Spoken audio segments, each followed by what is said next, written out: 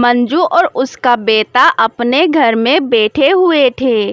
तभी वहाँ गौरी अपने बेटे के साथ आ जाते हैं। मंजू बहन, आमों का मौसम है और तुम यहाँ अपने घर में आराम कर रही हो।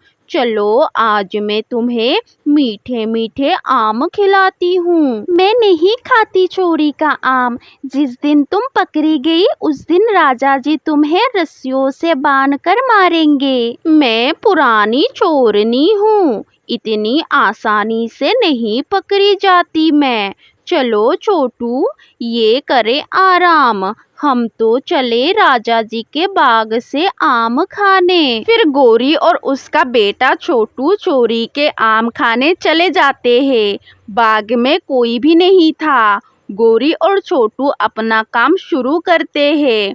वो आम तोड़कर एक टोकरी में भर लेते हैं। माँ, आज हमने पूरे पेड़ खाली कर दिया है। अगर राजा जी को पता चल गया तो हम पकड़े जाएंगे। चलो छोटू, जल्दी से घर जाकर आम खाते हैं और पकड़ी जाएगी मंजू बहन। माँ, वो कैसे?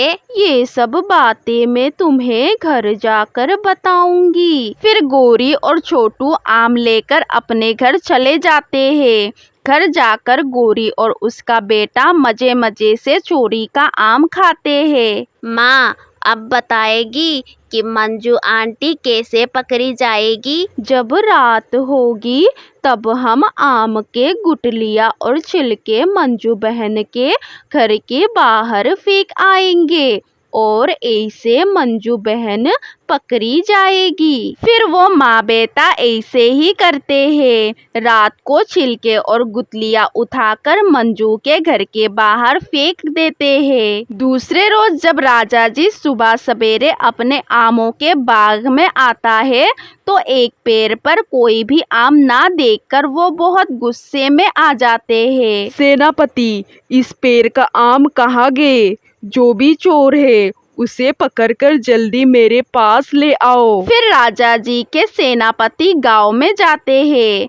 सामने ही उन्हें मंजू के घर के बाहर आमों के छिलके और गुठलियाँ दिखाई देते हैं। मिल गया, चोर का घर मिल गया। ये घर किसका है? बाहर आओ। मंजू अपने घर से बाहर आती है। राजा जी के बाग से आम चोरी करती हो? ये क्या बात कर रहे हैं आप? ये गुठलियाँ और छिलके सब बता रहे हैं। फिर सेनापति मंजू को पकड़कर राजा जी के पास ले जाते हैं। मंजू, तुम भी चोरी करने लगी हो?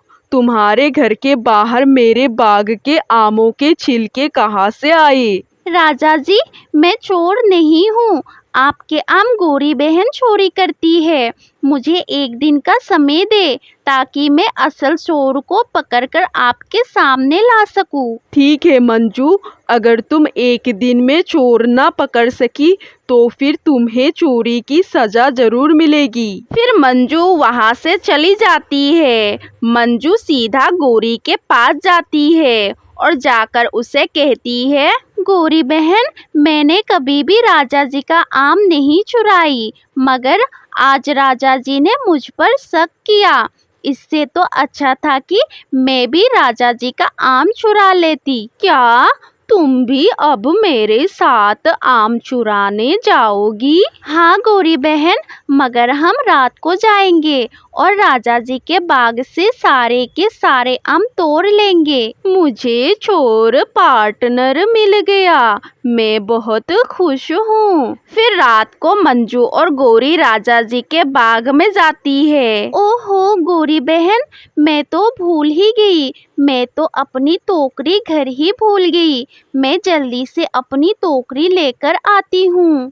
तो जाओ और टोकरी ले आओ, तब तक मैं आम तोड़ती हूँ। फिर मंजू सीधे राजा जी के पास जाती है और उससे जाकर बताती है कि गौरी राजा जी के बाग में आम तोड़ रही है। सेनापति, अगर मंजू सच बोल रही है तो जल्दी से जाओ और उसे पकड़कर मेरे पास ले आओ। फिर सेनापति बाग में जाते हैं और वहाँ गौरी आम तोड़ रही थी।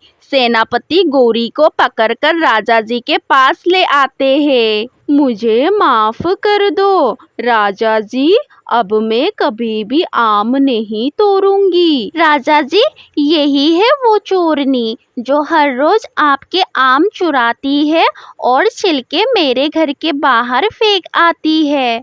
फिर राजा जी गौरी को सजा देता है और उससे सारे बागों के पेड़ों पर पानी देने को कहता है। प्यारे दोस्तों, देखा आपने, चोर चाहे कितना भी शातिर क्यों ना हो, एक ना एक दिन पकड़ा ही जाता है।